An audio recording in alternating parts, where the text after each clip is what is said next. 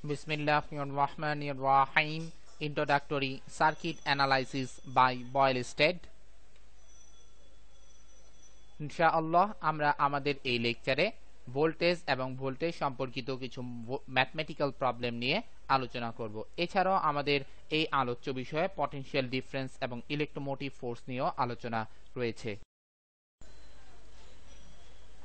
নতুন নতুন ভিডিও পাওয়ার জন্য মিজান একাডেমি ইউটিউবের চ্যানেলটিতে সাবস্ক্রাইব করুন এবং আমাদের সাথে থাকার জন্য নতুন আপডেট পাওয়ার জন্য www.mizanacademy.com এ চোখ রাখুন এবং ফেসবুকে থেকে নতুন আপডেট অথবা ইনফরমেশনের জন্য ফেসবুকে মিজান একাডেমিতে একটি লাইক দিন। ভোল্টেজ বা বিভব কোনো একটি বিন্দু থেকে অন্য একটি বিন্দুতে 1 কুলম্ব চার্জকে স্থানান্তর করার জন্য যে পরিমাণ কাজ করতে হয় সেটি হচ্ছে সেই দুই প্রান্ত অর্থাৎ স্টার্টিং এবং এন্ডিং পয়েন্টের মধ্যবর্তী বিভব। আমরা চিত্রে দেখতে পাচ্ছি যে x প্রান্তে 1 কুলম্ব চার্জ রয়েছে, তার উপর 1 জুল কাজ করার ফলে এই চার্জটি x প্রান্ত থেকে y প্রান্তে চলে আসলো, অর্থাৎ এই x এবং y প্রান্তের রেসপেক্টে যে ভোল্টেজ ডিফারেন্স Vxy সেটি হচ্ছে 1 ভোল্ট। সুতরাং আমরা ইজিয়েস্ট ওয়েতে বলতে পারি যে দুটি পয়েন্টের আন্ডারে বা দুইটি পয়েন্টের মধ্যবর্তী অবস্থায় যদি 1 কুলম্ব চার্জকে স্থানান্তর আমরা বলতে পারি যে দুইটি পয়েন্টের মধ্যবর্তী স্থানে যদি আমরা 1 কুলম্ব চার্জকে স্থানান্তর করতে চাই তাহলে সেই 1 কুলম্ব চার্জকে স্থানান্তর করার জন্য আমাদের যে পরিমাণ কাজ করতে হবে সেটি হচ্ছে মোটামুটি বিভব। তাহলে আমরা লিখতে পারি, ধরে নেই q পরিমাণ চার্জকে স্থানান্তর করার জন্য আমাকে w পরিমাণ কাজ করতে হয়, অর্থাৎ 1 কুলম্ব চার্জকে স্থানান্তর করার জন্য আমাকে কাজ করতে হবে w/q। সেই w/q হচ্ছে সংজ্ঞানুসারে ভোল্টেজ v। তাহলে আমরা লিখতে পারি, যদি আমরা v এবং q কে বজ্রগুণন করি তাহলে লেখা যায় w = qv। আবার আমরা যদি q কে v এর জায়গায় এবং v কে q এর জায়গায় লিখতে পারি তাহলে আমরা লিখতে পারি q = w/v। আমরা এখন ইনশাআল্লাহ একটি অঙ্ক দেখব, যে অঙ্কতে বলা হচ্ছে যে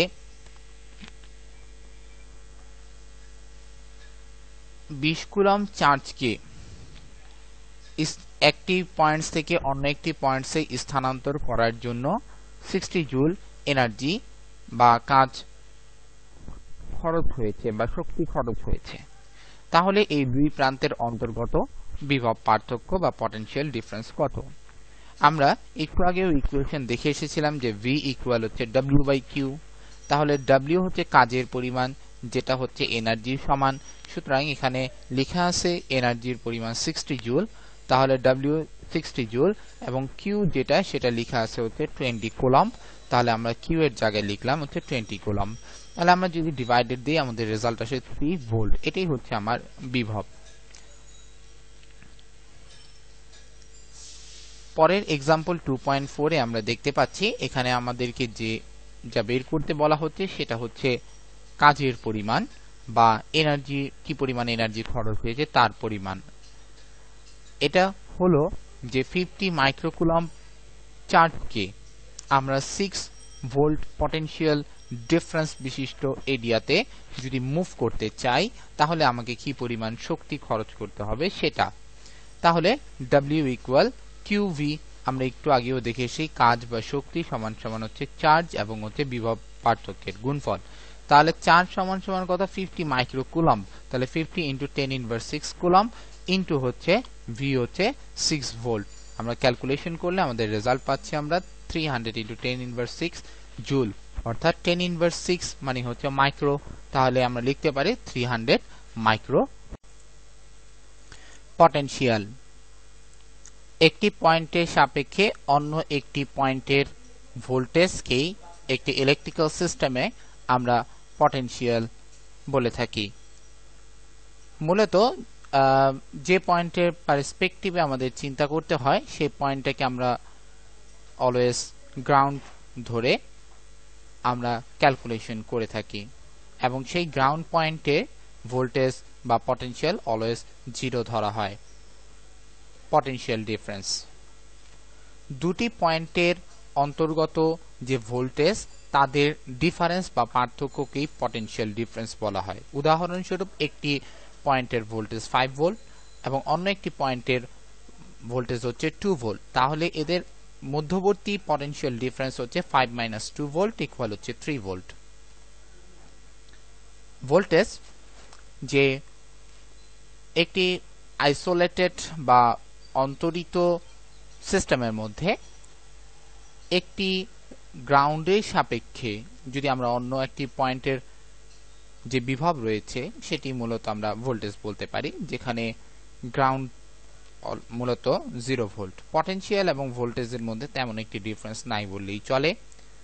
ঠিক অনুরূপভাবে পটেনশিয়াল ডিফারেন্সের মতো ভোল্টেজ ডিফারেন্স অনেকটাই একই ধরনের, যে পটেনশিয়াল ডিফারেন্সেও যেমন দুইটি প্রান্তের অন্তর্গত ভোল্টেজ ডিফারেন্স মেজার করা হয়, ঠিক ভোল্টেজ ডিফারেন্সেও একই কাজ করা হয়। ভোল্টেজ ডিফারেন্সের ক্ষেত্রে আমরা যে জিনিসটা লক্ষণীয় সেটি হচ্ছে যে একটি নির্দিষ্ট সিস্টেমের মধ্যে এই ভোল্টেজটি রাইজ করে আবার ডাউন করে, এভাবে পর্যায়ক্রমিক ওয়েতে সে একটি সোর্সের এক প্রান্ত থেকে শুরু হয়ে অপর প্রান্তে যে শেষ হয়, অর্থাৎ রাইজিং পয়েন্ট থেকে আস্তে আস্তে ডিক্রিজিং করতে করতে এক সময় তার ভোল্টেজ 0 হয়ে যায়।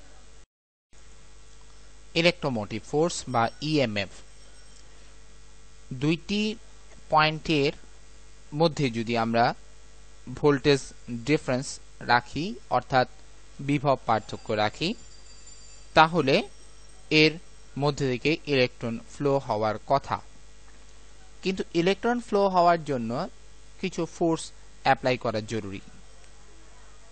দুইটি প্রান্তের বিভব পার্থক্য মেইনটেইন করা সত্ত্বেও যে ফোর্সের কারণে বা যে বল প্রয়োগের কারণে ইলেকট্রন এক স্থান থেকে অন্য স্থানে মুভমেন্ট করে সেটাকে আমরা মূলত ইলেকট্রোমোটিভ ফোর্স বা ইএমএফ বলে থাকি।